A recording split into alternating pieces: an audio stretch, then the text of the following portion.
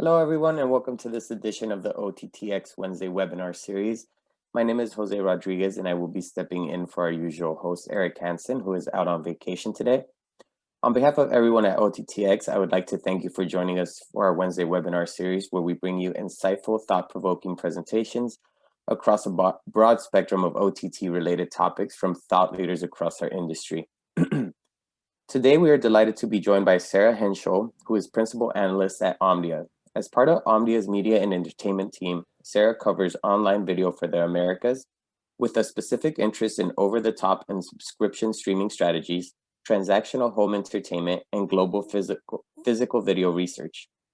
She specializes in tracking, modeling, and forecasting the ever-changing home entertainment and direct-to-consumer landscape. Previously, Sarah worked as an associate at NBC Universal as part of its digital distribution team. She holds a Bachelor of Science in Business Cinematic Arts from the University of Southern California in Los Angeles and is based out of Austin, Texas. Sarah will be presenting an overview of the North American pay TV and SVOD landscape. Quick reminder that if you have any questions during the presentation, please drop them in the Q&A bin so we can take a look at them at the end of the presentation. Sarah, I will now hand it over to you. Thank you for joining us. Thank you for that introduction, Jose. All right, let me get my screen shared up for you guys.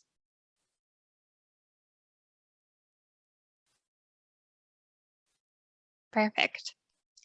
All right, so like that introduction explained, my name is Sarah Henschel. I'm a principal analyst at OMDIA covering media and entertainment.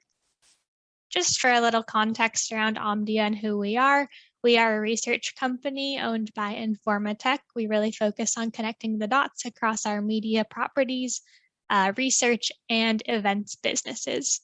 So OMDIA, we previously were acquired by Informatech. You may have known us as IHS Market Technology. We've been covering the space. We also merged with Ovum, who's done a lot of media and entertainment research in the past.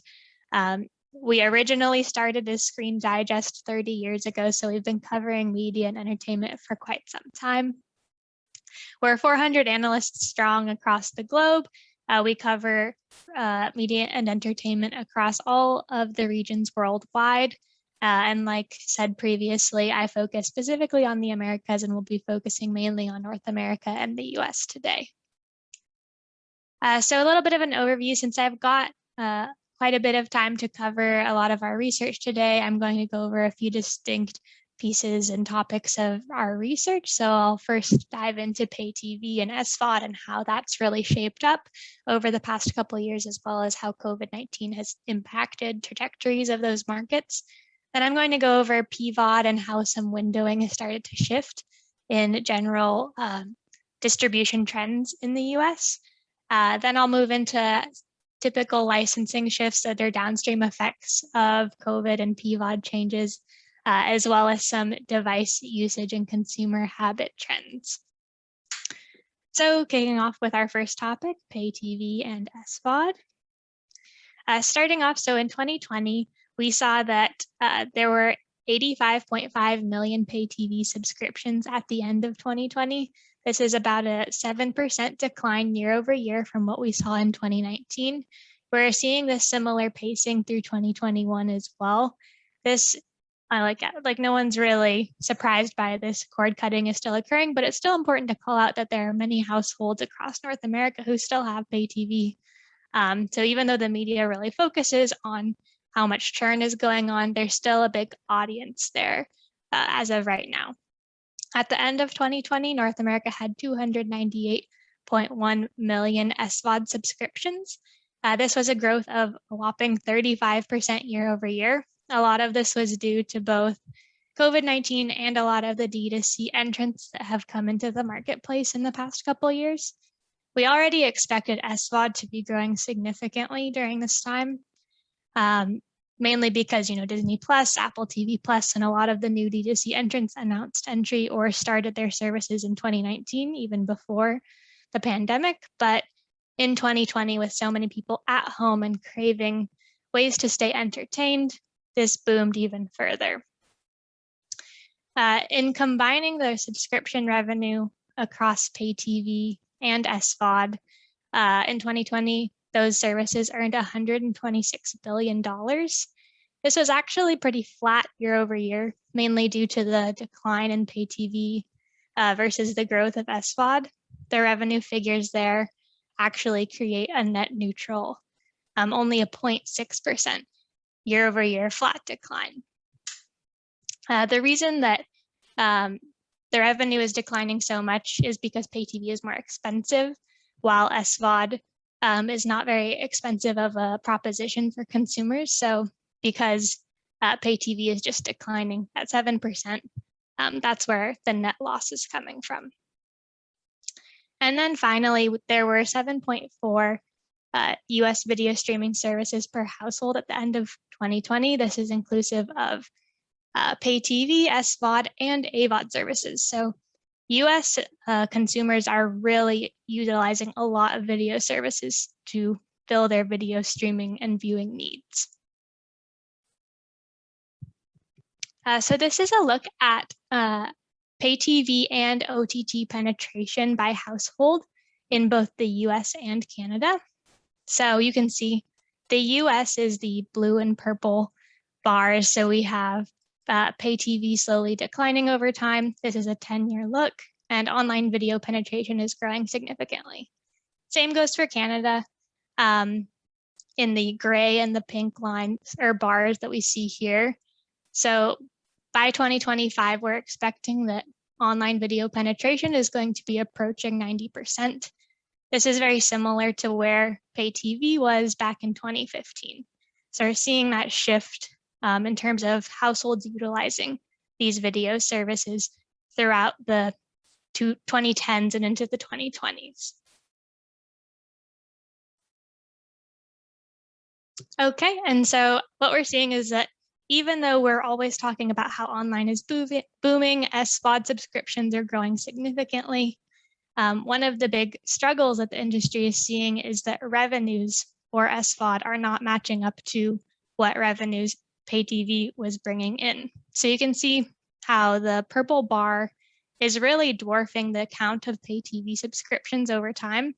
There's so much focus and growth in online subscriptions. However, the gray line represents OTT revenue or online video revenue, and that's still not even eclipsing where pay TV revenue subscriptions were or will be in 2025. So even though we're seeing so much growth, because SVOD subscriptions are so much cheaper than pay TV subscriptions, revenues are not matching up.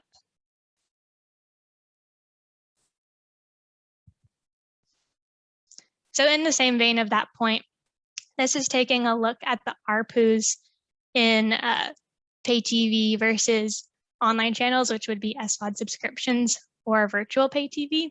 Virtual pay TV would be those hybrid online pay TV providers like Sling TV or Hulu Live TV, those online offerings. So on the chart on the left here, we have market shares by revenue across those three mediums. And then on the right, we have market share by subscriptions.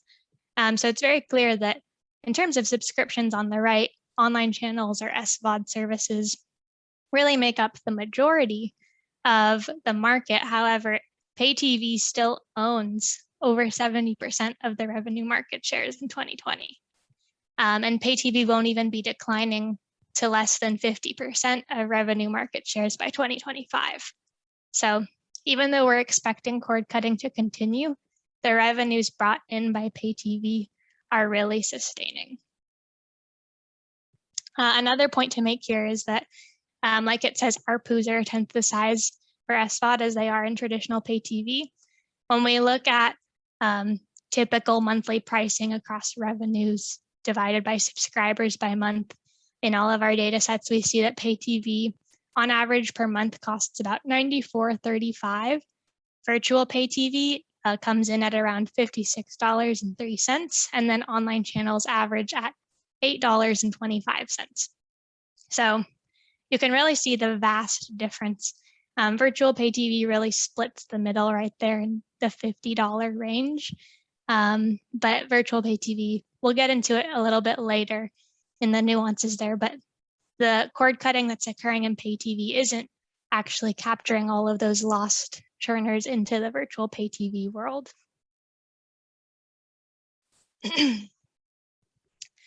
Okay, so looking at households again, across North America, there are 44 million households that have an SVOD subscription and no pay TV subscription.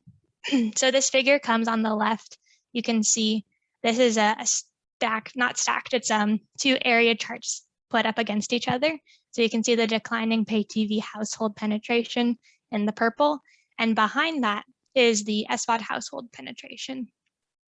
So in 2018, that was the year that households actually eclipsed each other. I think in terms of count of subscriptions, oh yes, you can see on the right chart, 2016 was the year that online subscriptions started to outnumber pay TV subscriptions in North America. But in terms of actual households, that crossover didn't occur until 2018.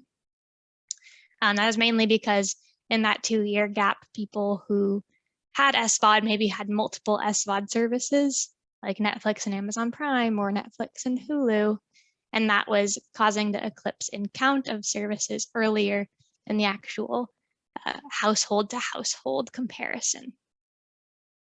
So on the right here, we can also see a comparison of the count of subscriptions with TV households, broadband households, and online video households.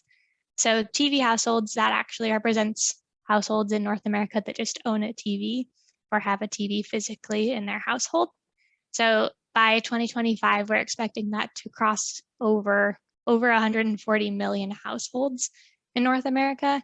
And online video households is really coming up close to that, getting close to, or a little bit over 120 million households by 2025.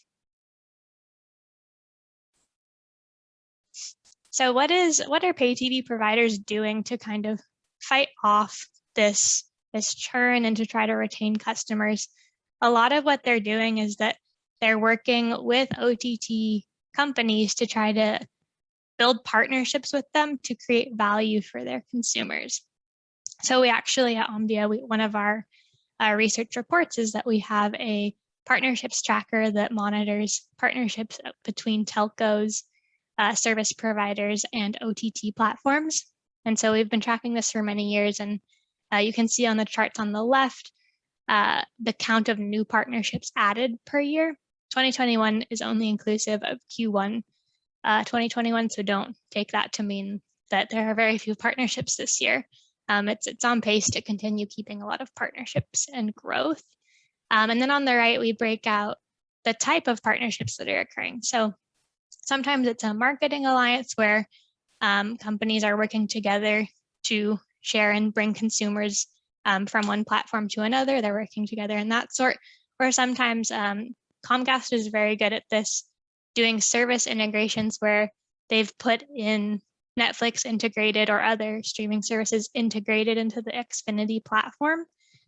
So that's the majority, would be service integrations where you're trying to keep consumers within the pay TV ecosystem, but allowing them to access their OTT content also within your ecosystem. This drives a lot of engagement. And these consumers who actually do this are very pleased with their pay TV experience, and they like it and they want to stay. We also track in terms of price or bundling integrations. So like Verizon offers Disney Plus for free or at a discounted rate to its subscribers. That sort of things are also tracked here. So now I'm going to go through an overview just of each of the operator markets for the US and Canada. So here we're just looking at the US and pay TV subscriptions. So at the end of 2020, the US had 75.4 million pay TV subscriptions, and they had 276.4 million online channel or SVOD subscriptions. So pay TV subscriptions are set to hit 59.3 million subscriptions by 2025. Netflix alone by 2022 is going to already be at about the amount of pay TV subscriptions that will be in the US. So in 2022, there will be as many pay TV subscriptions approximately as there will be Netflix subscriptions, which is pretty wild. Looking at the operator breakouts here, what we see is that Comcast has, even though everyone is churning consumers out a little bit over time, Comcast has done relatively well to maintain its leadership in the space. Like I said, they've really focused on those integrations and partnerships to try and keep consumers engaged, and really have worked to push out any of the companies here that have worked to push out more digital forward or like internet focused set-top boxes. Those have done well to stay with the times and keep consumers engaged in platforms and to prevent churn. So we can also see one of the providers that has had some of the hardest time in churn has been DirecTV. You can see them in the pink bars. They've taken a lot of hits since 2017, mainly because consumers are either churning into their digital offerings or they're just cutting the cord completely because they find it, they find more value in just going OTT only. You can also see that Charter gains a huge bump in 2017 because that's the acquisition of Time Warner. Taking a look at the Canada operator market for pay TV, it's similar but a little more condensed in terms of major players. So at the end of 2020, Canada had 10.1 million pay TV subscriptions and 21.7 million online channel or SVOD subscriptions. So these pay TV subscriptions for Canada are set to hit 8.8 million by 2025. So it's the same trend churn that's occurring. However, it's not quite as dramatic as the US is seeing. So in terms of leadership, Bell is the leading provider in Canada. Similar to what I was talking about with Comcast, Bell has worked to create OTT offerings, and they also own Crave, which is the largest local SVOD player in Canada. So those who are really embracing OTT have continued to keep their strength in the pay TV marketplace. Digging into online channels or SVOD subscriptions in the US, it's quite a boom that you see there in 2020. That's the growth of COVID and also the entry point for a lot of the new streaming services. So the big three right now are Netflix, Amazon, and Disney+. You can see that this marketplace is only continuing to grow significantly through 2025. We're expecting the US market to reach or surpass 400 million subscriptions by 2025. And we're at just about 276 million SVOD subscriptions at the end of 2020. So 2021 has actually done a really good job of working to sustain the momentum that was gained in 2020, because also lockdowns and restrictions, although they've eased, people are very slowly finding their own comfort zones or comfort levels for getting out of the house in 2021, or now that there's a lot more flare-ups or restrictions are kind of coming back in the US, people are holding on to any subscriptions that they've added in 2020. So there's almost, in terms of the stickiness of holding on to subscription services in the pandemic, the longer that the pandemic continued, we actually did scenario-based modeling for churning out of SVOD services added during COVID-19 and lockdowns. And the longer that the pandemic continued by scenario, the less and less churn occurred. So, people are creatures of habit, and once they start to form habits around what services they like, and the streaming services themselves really took the opportunity to bolster and build more content and licensing in their services, it's really created a strong retention of SVOD services in the US. And then finally here, we'll be looking at the overview of the Canadian operator market for SVOD services. So Netflix and Amazon Prime Video, those are still the top two. actually worldwide, Netflix and Amazon will pretty much always be the top two services globally. And then this time we have Crave coming in at the number 3 spot. So like I said before, Crave is the most popular local streaming service in Canada. It actually makes up from content from HBO, Starz, and Showtime in the US. So content that would be on those 3 streaming services is what's licensed to Crave. All 3 of those services do well in the US on their own or did well previously. So having all of their content aggregated to one platform, it makes a lot of sense why Crave is very popular and well liked in Canada.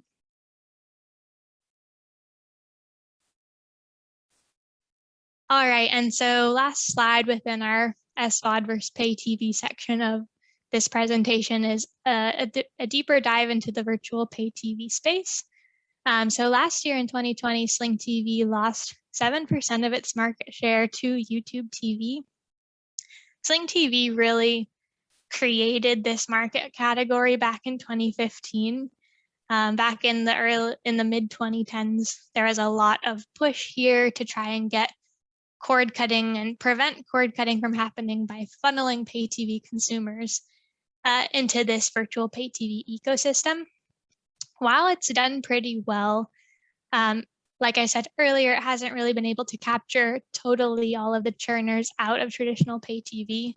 The problem here is that it's still a relatively pricey proposition, anywhere from like $50 to $65 typically, depending on the plan. Plus, there are usually additional extra charges for added content, streaming services, or DVR.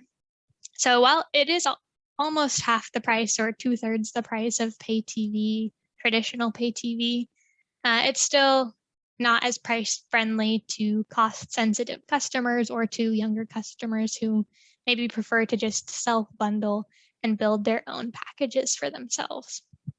But what virtual pay TV does have that makes it very appealing compared to traditional pay TV is that there are no annual or 2-year contracts. A lot of pay TV providers try to lock you into pricing or contracts that end up renewing at a higher price in their services, whereas for virtual pay TV, you can subscribe and unsubscribe as you like.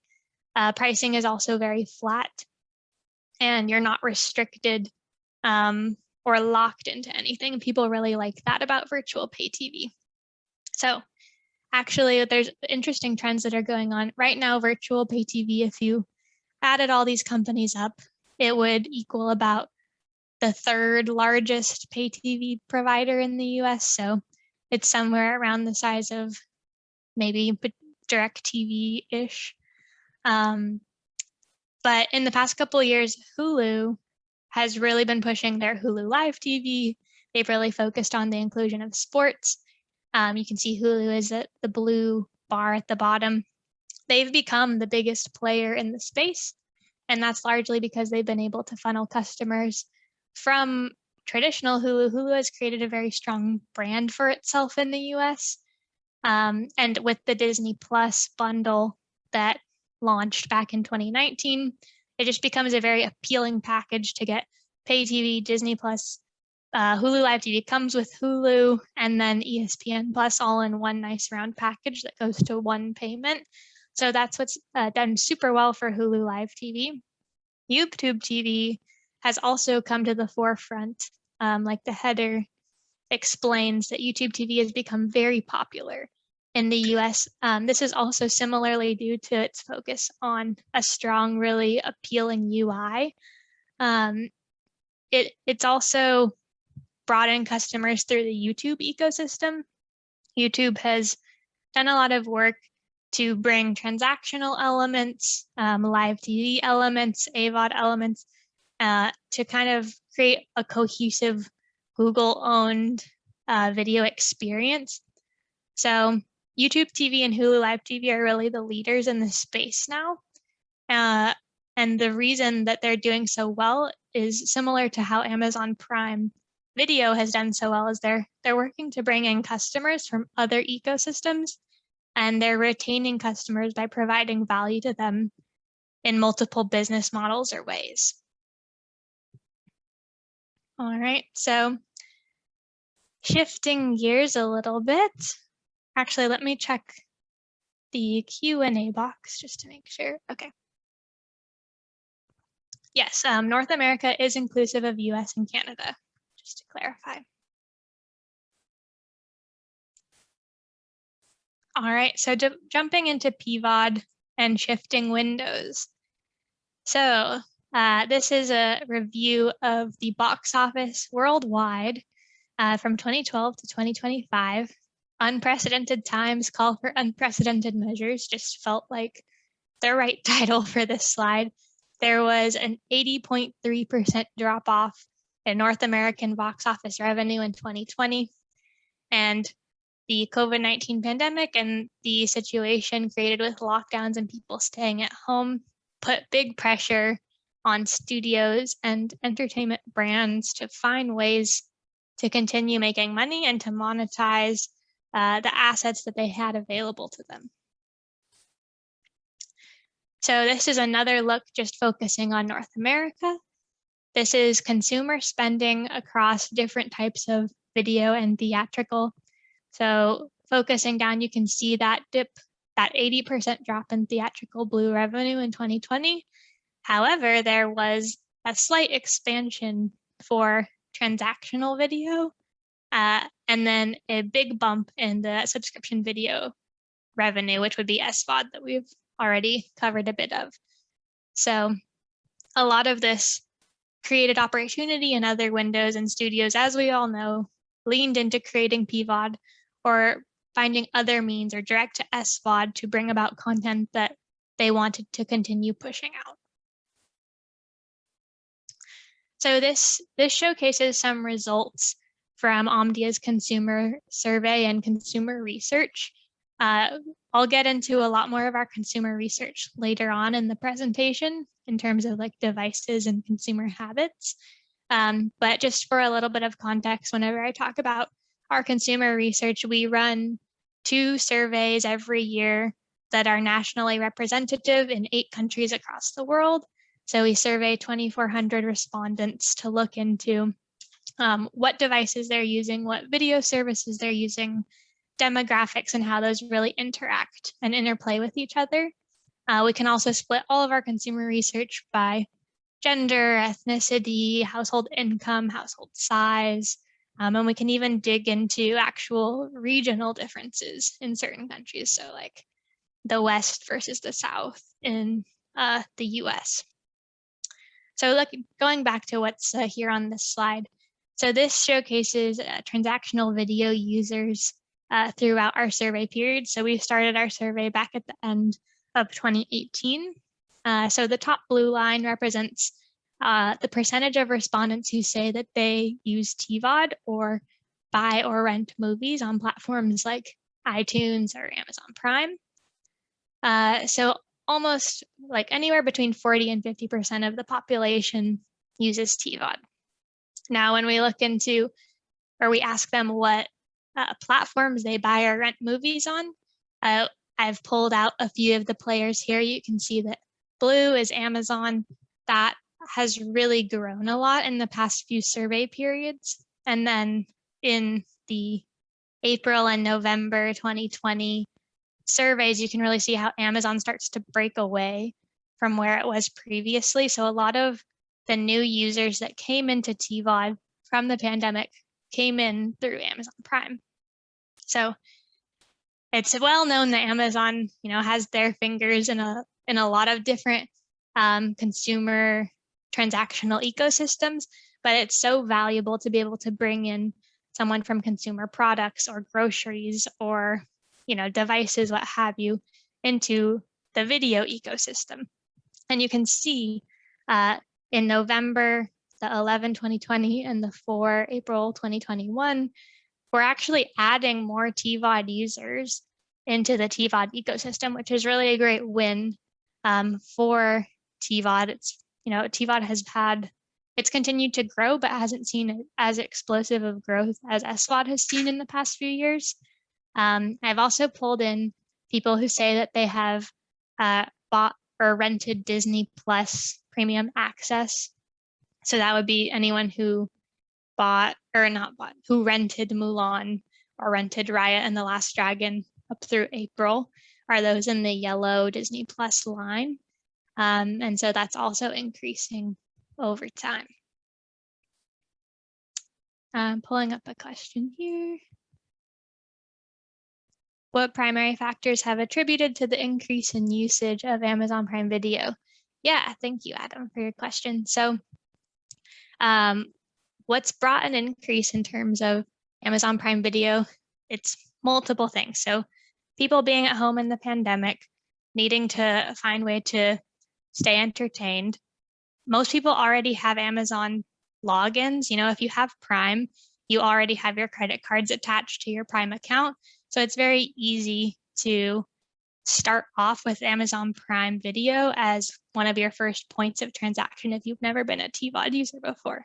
It's easy to do that versus going to like YouTube or maybe Fandango or Vudu or a more local TVOD service where you'd have to go through the procedure of adding a credit card or figuring out how to buy or rent for the first time. With Amazon, it's pretty seamless. Also, the growth of smart TVs and the integration of Prime Video and smart TVs has really brought on more users into the Prime Video app. Amazon's built their own app for Prime Video outside of just Amazon Prime. So they're pushing a lot of users into the Prime Video application.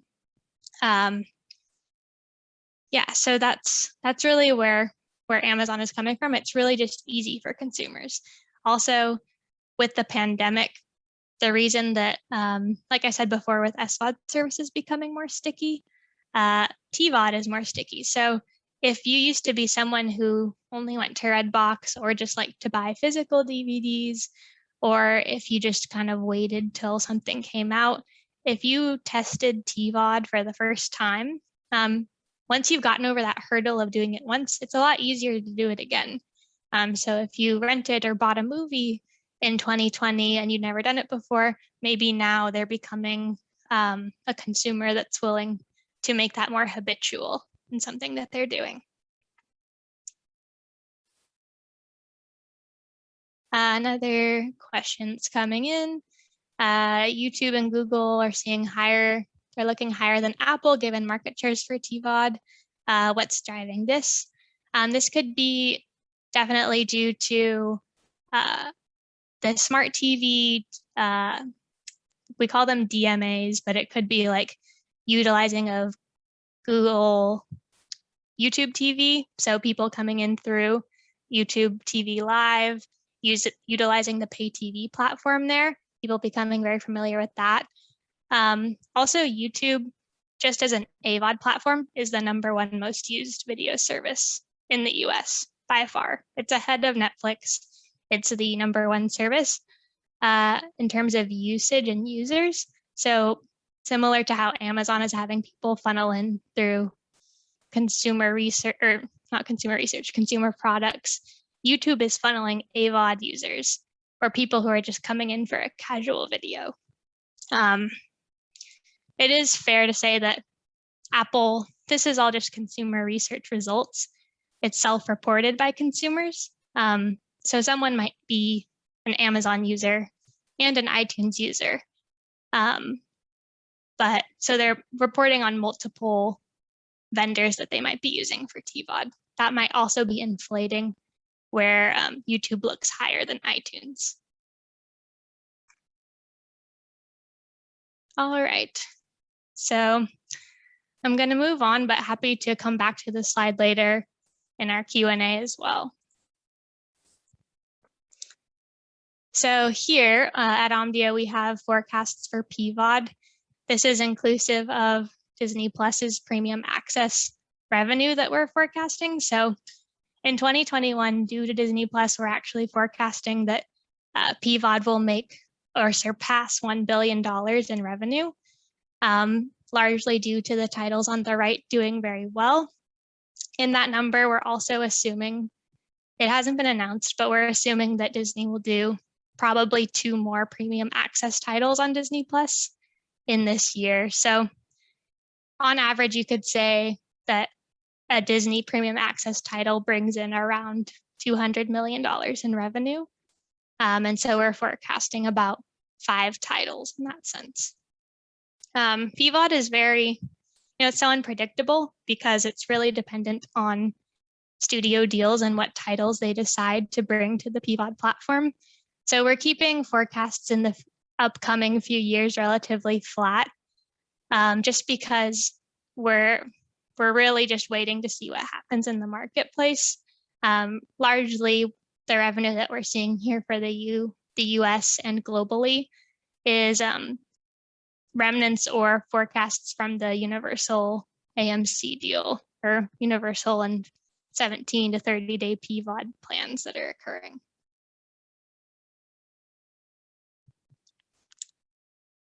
More questions? Okay.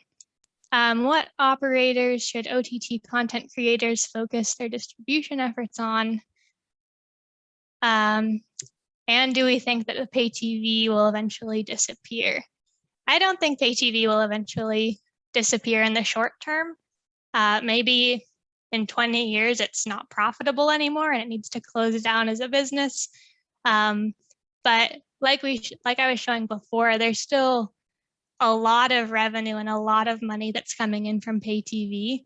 And if pay TV operators like Comcast continue to integrate and create partnerships with other OTT platforms, they're not necessarily going to go away. You'll also notice that a lot of pay TV providers are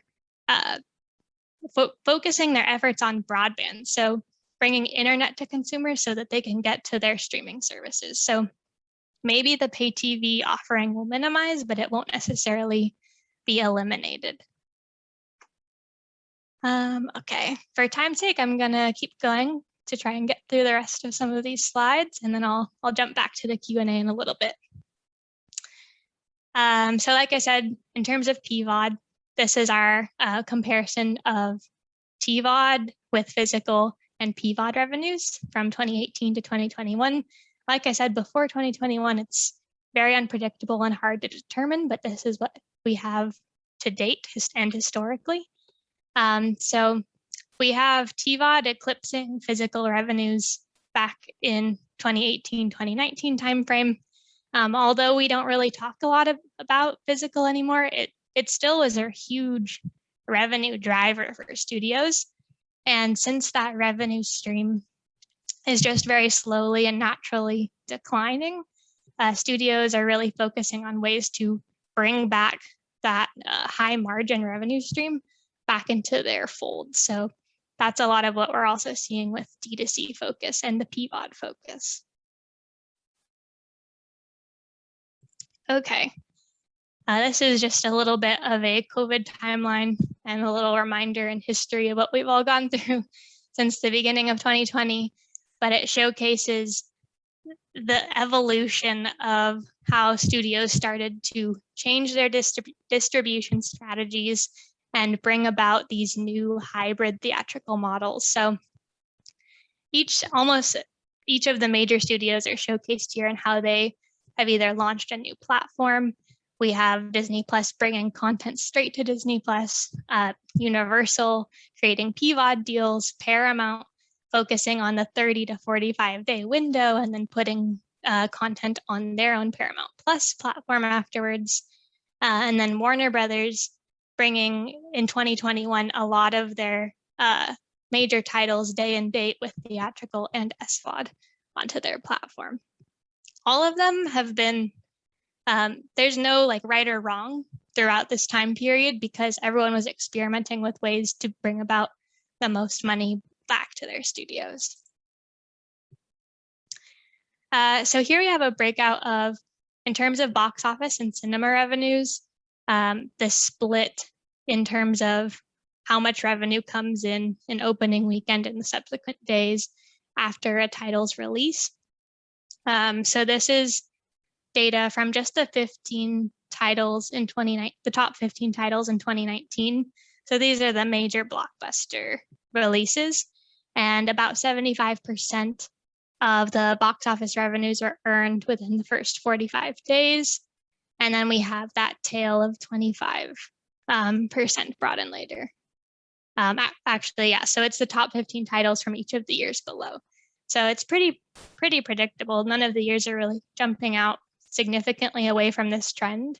So as COVID has pushed these ebbs and flows and distribution strategies, we're really starting to settle on a new 45-day window, and studios are willing to sacrifice some of the tail end of cinematic revenues to bring more revenue potential towards downstream or other windows.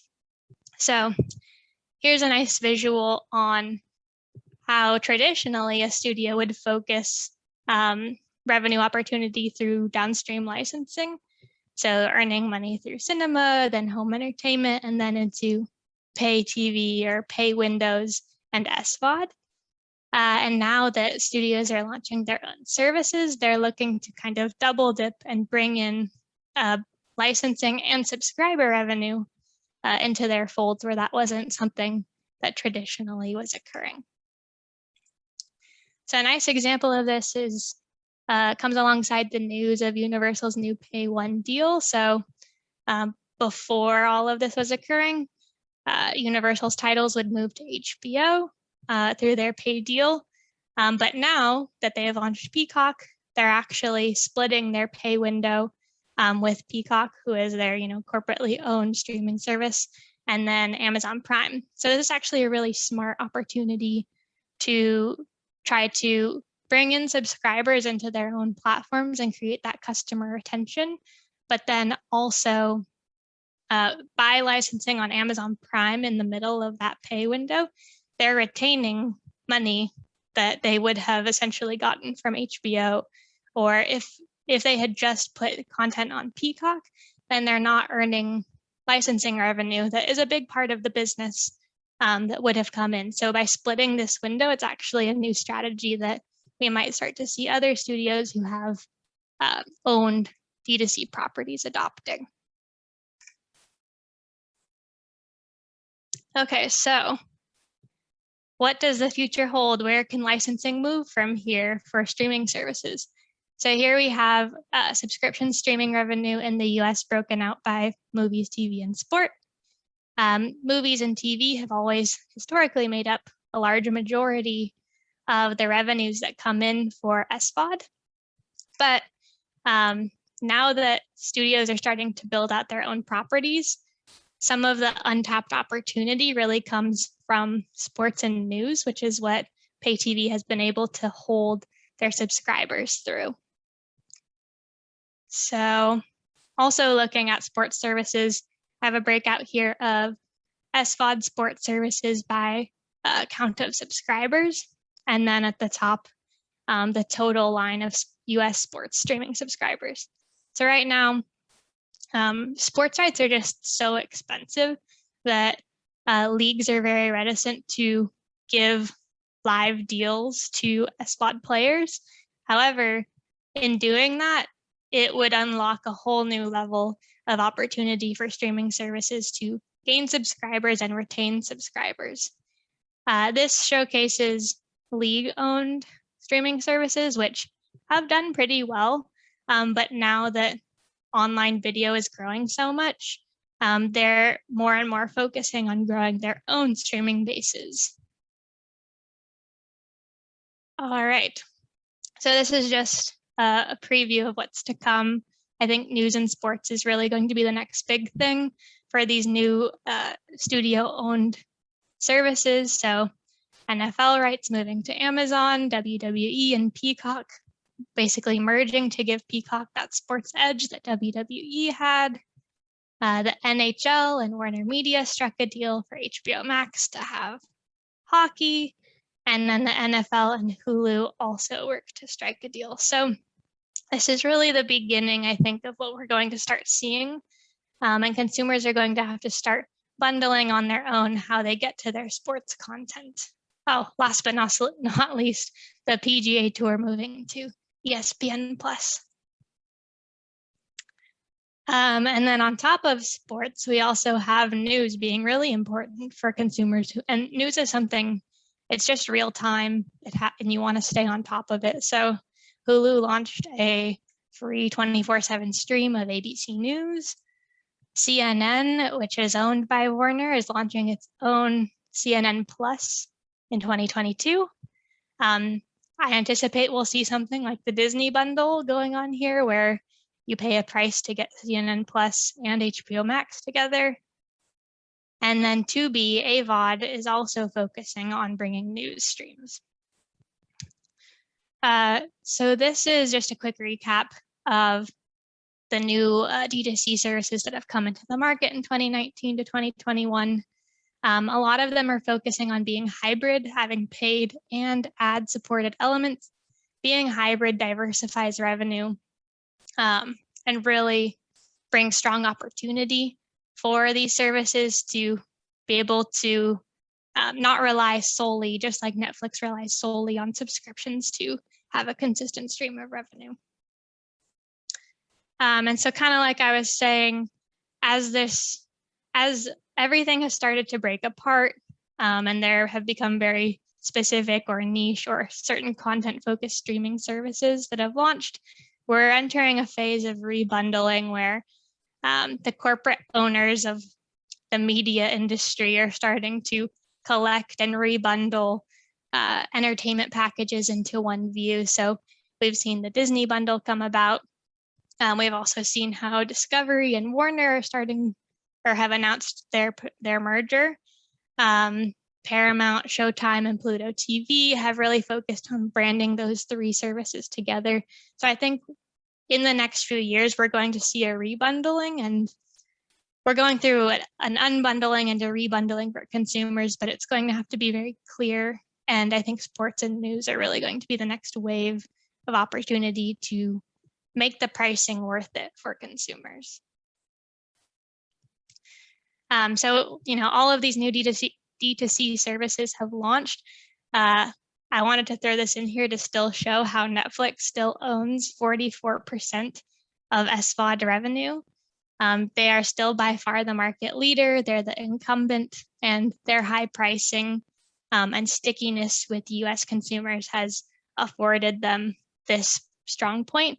Netflix has lost some revenue share over time, but it's not due to declines in revenue. It's just to the growth of the overall pie, so to speak, and to more consumers and more services coming into the fold.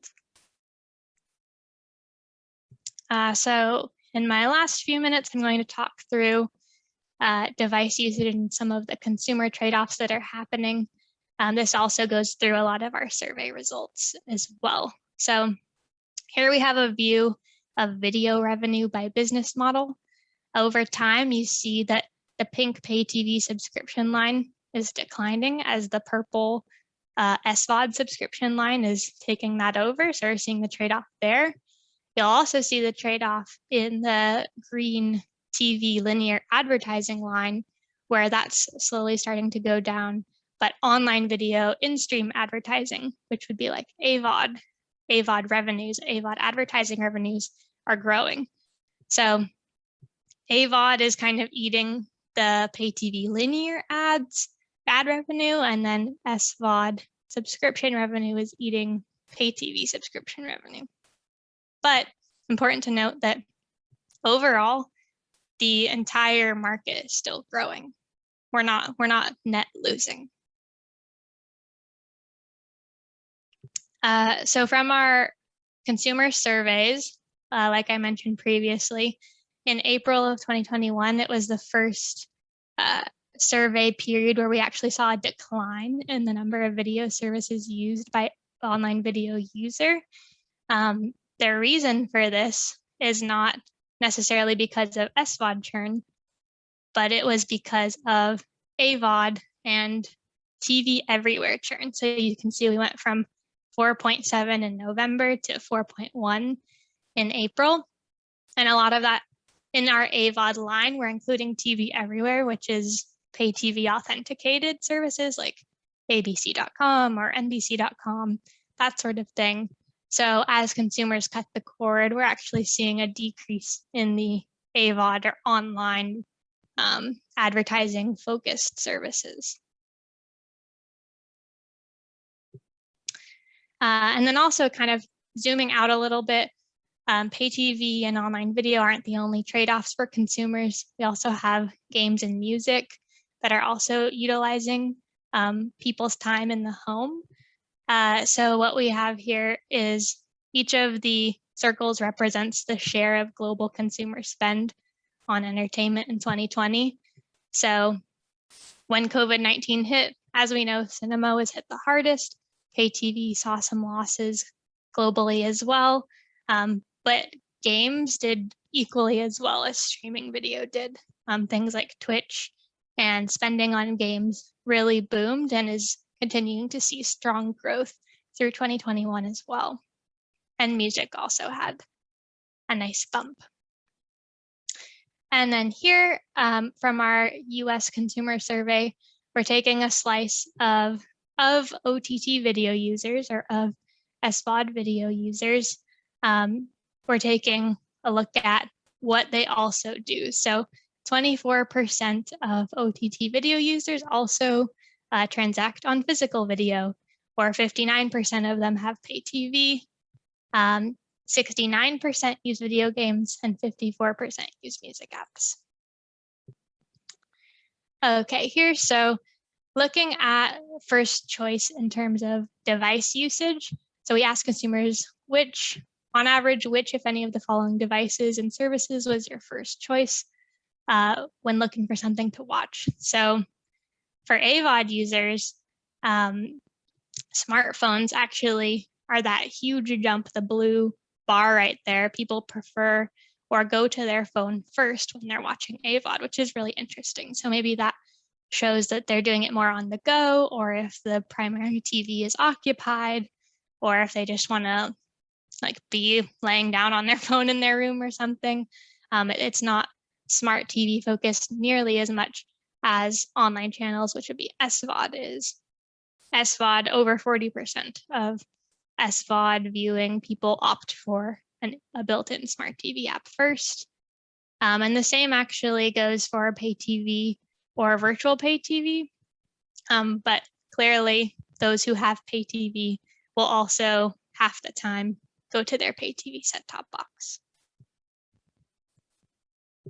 And then lastly, on an average day, how do you most often choose what you want to watch? I've broken this out here by age demographic in the US. So you can see it's actually relatively equally proportioned across the age groups, but the biggest shift is that as the age goes up, flicking or scrolling through services or channels increases, whereas the younger demographics typically rely more on friends, family, and social media to know what to watch. So that's the biggest difference in age shifts. I've just got a couple minutes left, but thank you, and I'll pop back over to the Q&A box if anyone has any further questions. Thank you so much, Sarah. That was a great presentation. And yeah, if you have any more questions for Sarah, please drop them in the Q&A bin. But we are running a little low on time, so we got about 5 minutes left. A couple of interesting points that I found from this phenomenal presentation were that online video revenue is not eclipsing pay TV revenue by 2025. Even though by 2025, pay TV penetration is expected to decline to 46% and online video household penetration is expected to reach 84%. With 400 million subscriptions. I found that extremely fascinating. Another thing that I thought was really interesting was that the transactional video users and usage have increased through the pandemic, largely through Amazon Prime Video. I think I'm a prime example of that. I tend to go on Prime Video when looking for movies that I know may not be available on streaming services, because I know they'll be available for purchase or rent, and my card is already on their account as well. So that was a great example.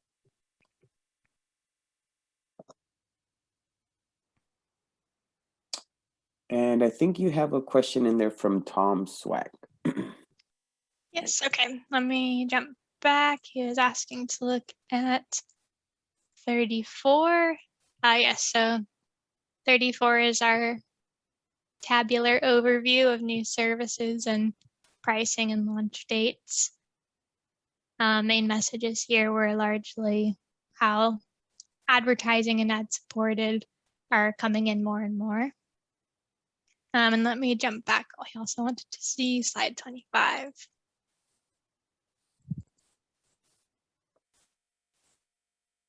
Oh yeah, timeline view.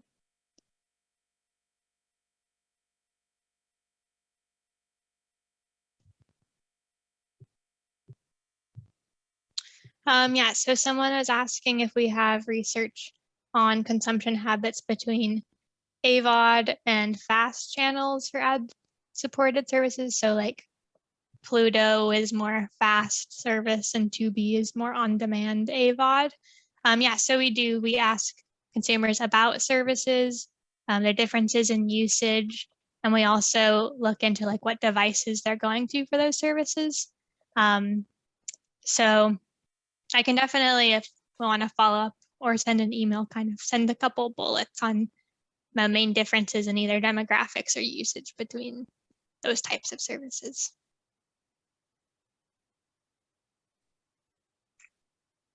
Okay, great. And I think that will wrap it up. So that was a very fascinating and insightful presentation. Thank you so much, Sarah. As always, this session was recorded and will be available on OTT.X.org. We would also like to remind you that you can catch more great presentations such as the one that we saw today at the upcoming OTT.X Fall Summit. OMDIA, for example, will be joining us and presenting on the new entertainment bundle, SVOD, AVOD, and hybrid services in the consumer home. The Fall Summit takes place September 1st and 2nd at the Skirball Cultural Center in Los Angeles, California, and early bird rates end this Friday. Another quick reminder that submissions are currently open through September 30th for the 2021 Impact Awards. It was recently announced that Girls Voice is now a 2020 Impact Award winner, won an Emmy award for its short, and we congratulate the entire Here Media team and are excited to see this year's submissions. Thank you once again for joining us today, and please be sure to check out some more of our great content at OTTX.org. Subscribe to our news brief and follow us on LinkedIn to stay updated on all things OTTX. Thank you, Sarah, once again, and everybody enjoy the rest of your day. Thank you.